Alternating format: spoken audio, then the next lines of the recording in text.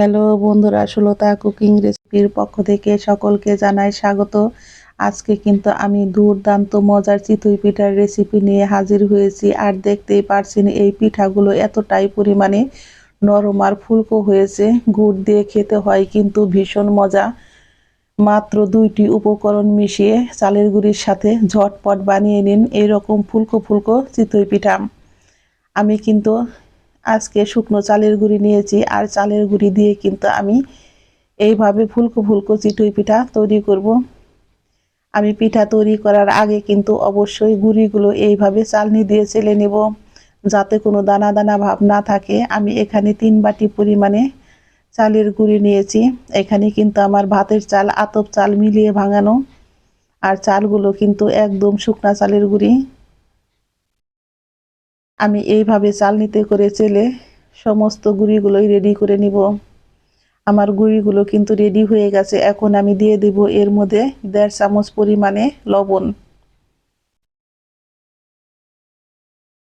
আর দিয়ে দিব আমি 2 চামচ পরিমাণে সাদা তেল।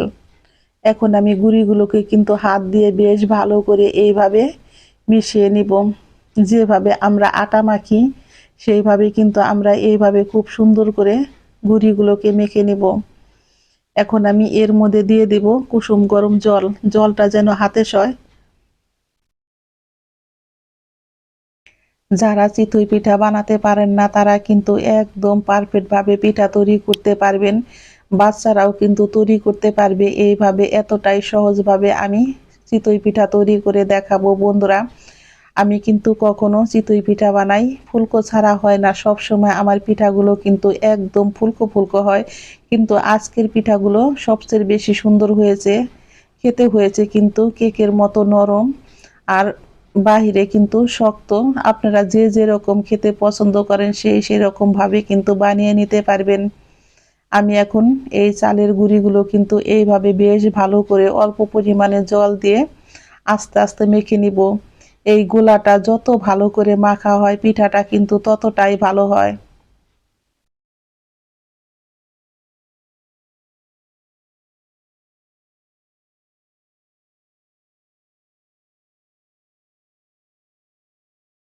আমি অনেককেই দেখি বন্ধুরা পিঠা তৈরি করতে পারেন না, কিন্তু আমি বলতে পারি এইভাবে যদি আপনারা পিঠা তৈরি করেন অবশ্যই আপনাদের পিঠাও কিন্তু আমার মতো একদম পারফেক্ট ভাবে তৈরি হবে।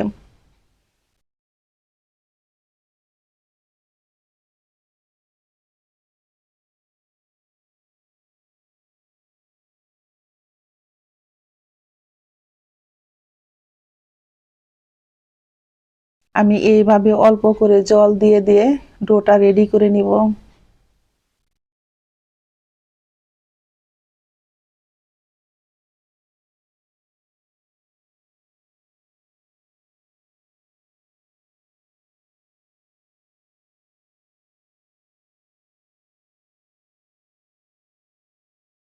সময় নিয়ে কিন্তু আমি হাত দিয়ে এইভাবে বেশ ভালো করে আস্তে আস্তে মেখে নিব।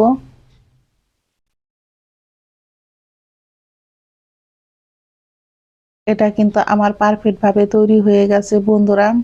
দেখে অবশ্যই বুঝতে পেরেছেন এর মধ্যে কিন্তু আর কোনো দানা দানা ভাব নেই।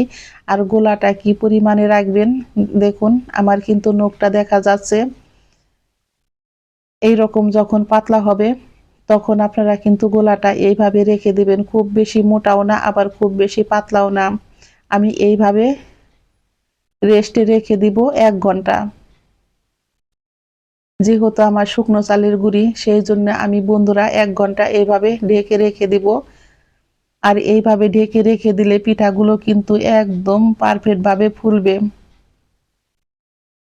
আমি নিয়ে নিব একটা হাঁড়ি। হাঁড়িতে কিন্তু আমি এগুলো দিয়ে এইভাবে ঢেকে রেখে দিব 1 ঘন্টা।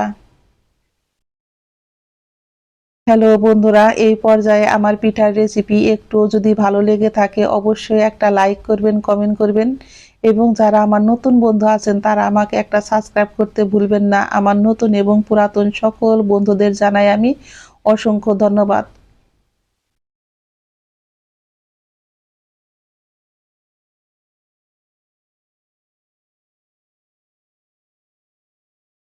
আমি ফিরছি 1 ঘন্টা পর।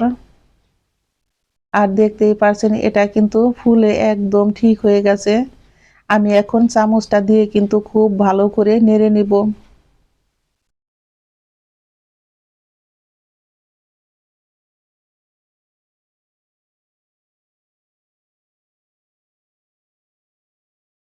আমি এইভাবে 10 থেকে 15 মিনিট গোলাগুলো নেড়ে নেব।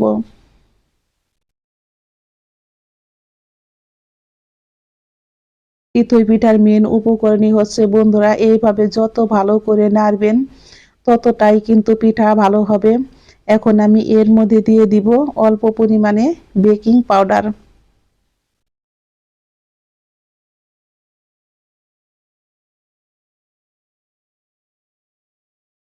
এই বেকিং পাউডার কিন্তু মুদিখানার দোকানে পাবেন, সব দোকানে পাওয়া যায়।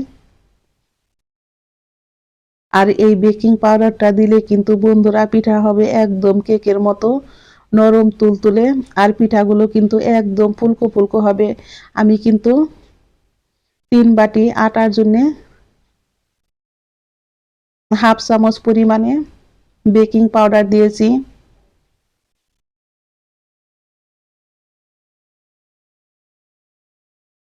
আর দেখতেই পাচ্ছেন চামচের কিন্তু এপাশ ওপাশ দেখা যাচ্ছে, তাহলেই বুঝবেন যে ডোটা একদম ঠিক হয়েছে।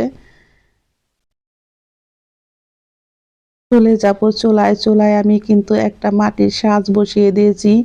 আজকে কিন্তু আমি এই মাটির সাজে পিঠা তৈরি করব বন্ধুরা। মাটির সাজটাকে কিন্তু আমি এইভাবে ঢাকনা দিয়ে ঢেকে লো আঁচে খালি খালি 10 থেকে 15 মিনিট গরম করে নিয়েছি।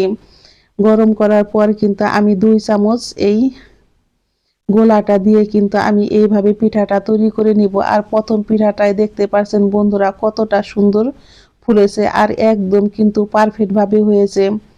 সেই জন্য বন্ধুরা যারা পিঠা তৈরি করতে না পারেন তারাও কিন্তু এইভাবে ফুলকো ফুলকো চিতই পিঠা তৈরি করে নিতে পারবেন। দেখুন বন্ধুরা ঝটপট তৈরি হয়ে গেল আমার ফুলকো ফুলকো মাটির সাজে চিতই পিঠা। আমি আপনাদের সুবিধার জন্য আর একটা পিঠা তৈরি করে দেখাচ্ছি বন্ধুরা।